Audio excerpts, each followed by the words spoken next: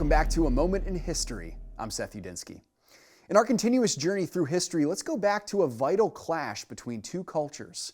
In the 16th century, the Muslim Ottoman Empire, at the height of its power, was making its ferocious expansion across the Mediterranean world. The Ottomans had destroyed the once mighty Byzantine Empire and had conquered most of the Middle East and Eastern Europe. They were now threatening the West.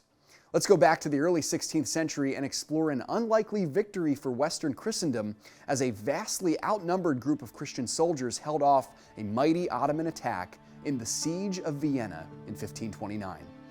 Now, at this point, the Ottoman Empire rivaled the size of the old Roman Empire at its height. There were several factors in this battle that made it an almost improbable feat for the Christians at Vienna to hold off the Turks.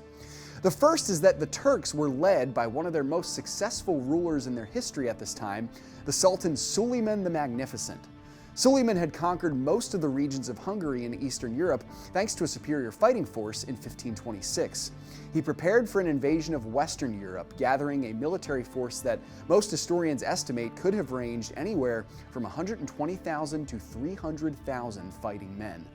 The massive Turkish army reached the gates of Vienna in September of 1529.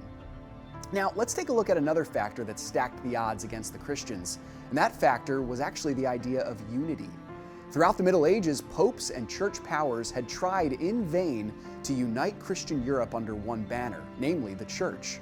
Occasionally, Christian kingdoms fought together, for example during the Crusades, but this was always an unstable peace and it always faltered in the end. The Christians, unlike the Muslims, were not united.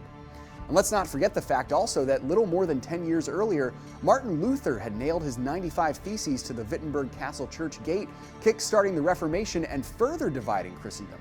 And by the way, the Reformation division of Christendom was necessary, but that's another story for another time. Christianity simply could not meet Islam in an all-out war and succeed. But in 1529, a band of brave Austrian soldiers held the massive Turkish army at bay for 2 weeks. Historians estimate that 20,000 Austrians held off over 100,000 Ottomans. How did they do it? Well, it's pretty simple. The walls surrounding the city did not budge, and the defenders of the city did not back down. Archers' arrows and artillery rained down on the Austrians, but they held fast for 2 full weeks. They were also helped by the fact that Suleiman's forces were worn down at this time. Additionally, the Christians had an ally in the weather. In October of 1529, heavy snowfall damaged the Turkish retreat and allowed for several successful Christian secret attacks on the Ottomans. The Christians won the day in 1529, but the battle was only beginning. For another 150 years, the Ottomans remained a threat to the region, and they attempted one more siege in 1683, but ultimately failed. Western Christendom was saved.